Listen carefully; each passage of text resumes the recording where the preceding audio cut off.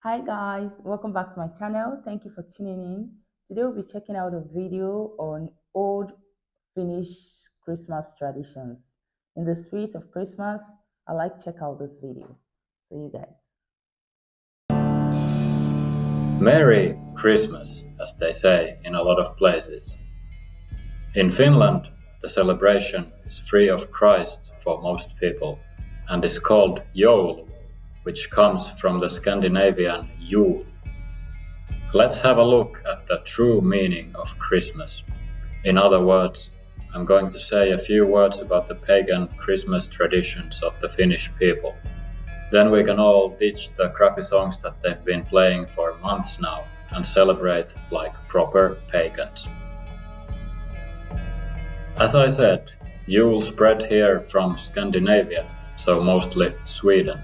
And as with a lot of things that spread here from Sweden, it was first a celebration of the elite, but was later adopted by the poorer folk as well. For the common folk had a celebration of their own, called Kekri. Many, if not most, of the traditions of Kekri were passed on to Yule as it became more and more popular. Kekri is a harvest festival, much like the Irish Samhain, popularized as Halloween by the commercial industrial complex. Originally, it marked the end of the year after the harvest had been reaped. There was no fixed date for that. It was held whenever the work was done and the animals slaughtered. That means that there was plenty of food and drink available, which was not taken for granted throughout the year by our ancestors. This, of course, called for a great feast that lasted for more than a few days, like it is now. The strange, syrupy root vegetable abominations that are nowadays considered traditional Christmas food are actually not that old. Back in the days, bread and porridge were both key festival foods, and that may be why we still have the rice porridge. By the way, if you haven't tried savory porridge with meat dishes, give it a shot. It works like a spearhead between the ribs. For most of the year, the Finns ate dark bread, but the celebration called for lighter, special bread as well. A bit like we have the ham these days, a pig or lamb would be devoured during Yule and Kekri days. It might already have been chosen as a baby and would have been taken extremely good care of. Later on, its bones could be offered to the woods. Besides food, drinking was also important. Special beer was brewed for these occasions, and it had to be drunk enthusiastically in order to have a good harvest the following year. 7 times they had to eat, 7 times to get drunk, and 7 times to get sober again. Hospitality was The pagans sure know how to party. Like 7 times to eat, drink, and then get sober again. Wow. crucial to these feasts. Should anyone come to the house, they could not leave until they were served something. And the village dudes knew how to take advantage of this, which leads us to the dark origin story of the Santa Claus. Young men would get pissed drunk, dress up as frightening bugs, and go from house to house demanding alcohol. If they were not served, they would destroy the house fireplace or oven, which was a serious threat in the winter back in the days.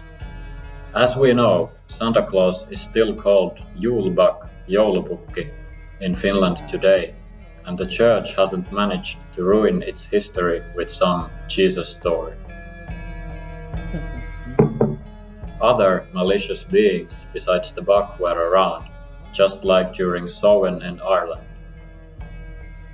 They were especially dangerous to the master of the house, so he had better stay indoors.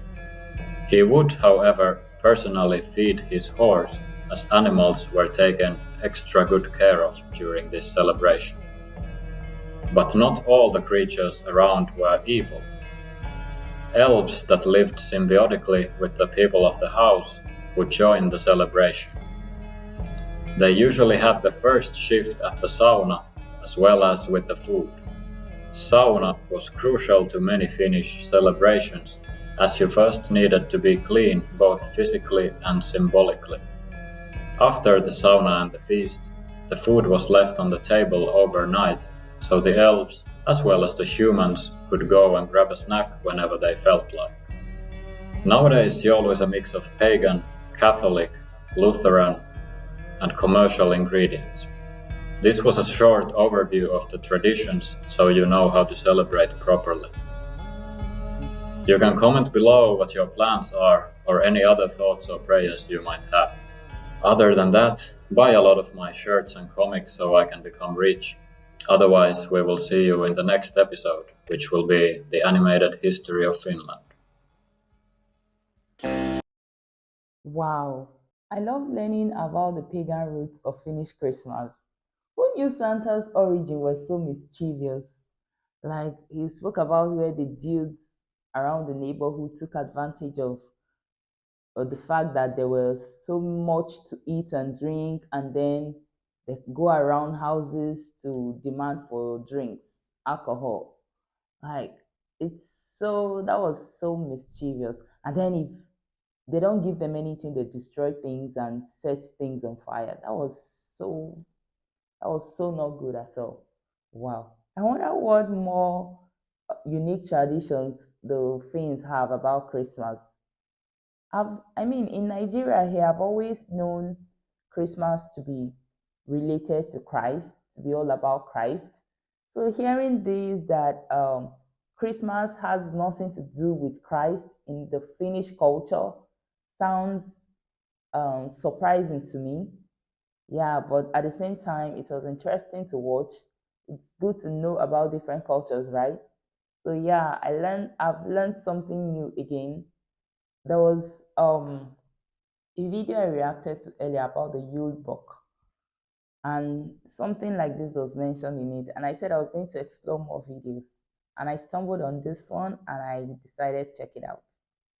Yeah, it was interesting. And then the Finnish pagans, they sure knew how to party.